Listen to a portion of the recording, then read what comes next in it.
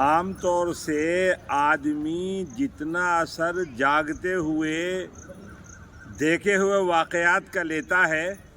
ایسے ہی انسانی طبیعت کا ایک تقاضا یہ بھی ہے کہ وہ خواب کی باتوں کا بھی اثر لیتا ہے، اور خواب کا ہونا یا دکھائی دینا، اس خواب کے اثرات کا پیدا ہونا، یعنی اس کی تعبیر کا سچ ہو جانا، یہ قرآن و حدیث سے ثابت ہے۔ جو چیزیں خواب میں دکھائی دیتی ہیں ان کا بھی اعتبار ہوتا ہے، جو آدمی دیکھتا ہے ان کا بھی اعتبار ہوتا ہے۔ چنانچہ سب سے سچا خواب حدیث میں آتا ہے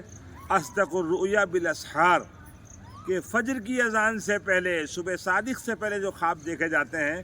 وہ سچے ہوتے ہیں۔ ایک سوال عام طور سے کیا جاتا ہے یا پوچھتے ہیں لوگ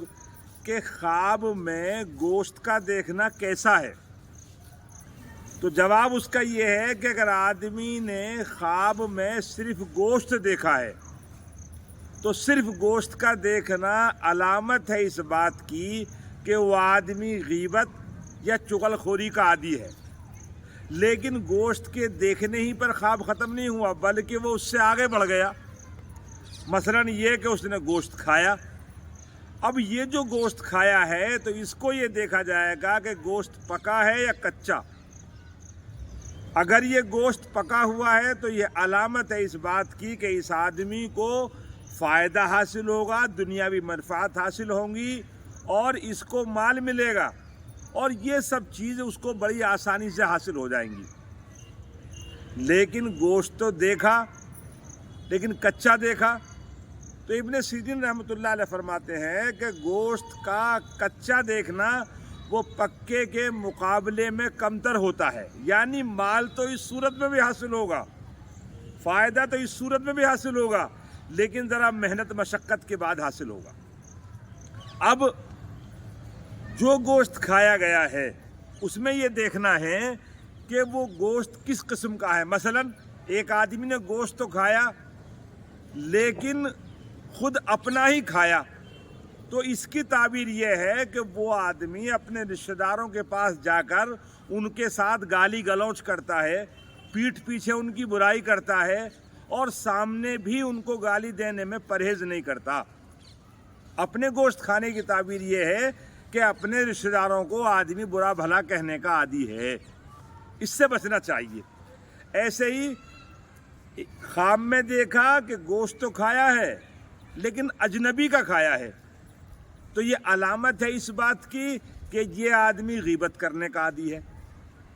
یا مثلا گوشت تو دیکھا، کھایا بھی، لیکن وہ نہ اپنا ہے نہ دوسرے کا ہے بلکہ جانوروں کا ہے، تو ان جانوروں میں بھی دیکھا جائے گا کہ کن جانوروں کا گوشت ہے۔ مثلا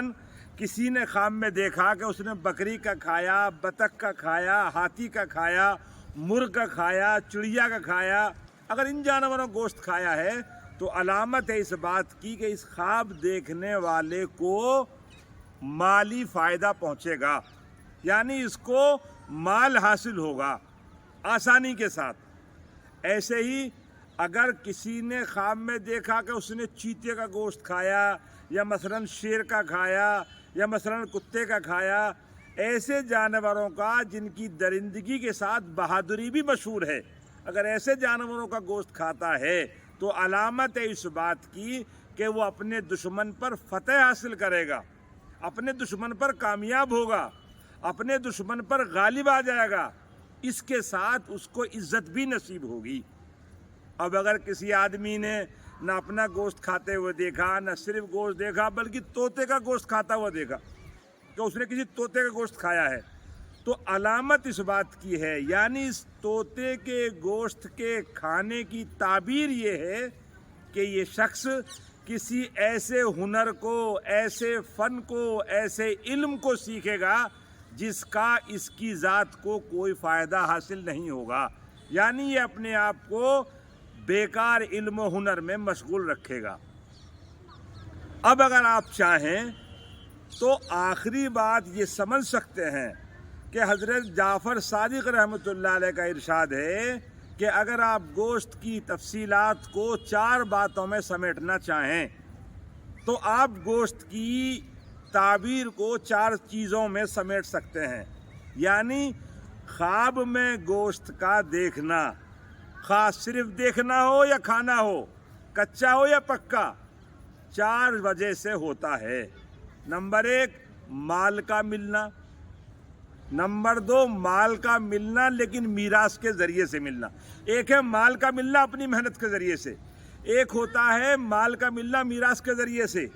تیسرے نمبر پر آدمی کا مالدار ہو جانا بغیر کسی ظاہری سبب کے، اور چوتھے نمبر پر کسی مصیبت کی طرف بھی اشارہ ہے۔ اب آپ کہیں گے کہ میراث میں کیسے ملے گا، اس کی کیا خواب ہوگا اس کا؟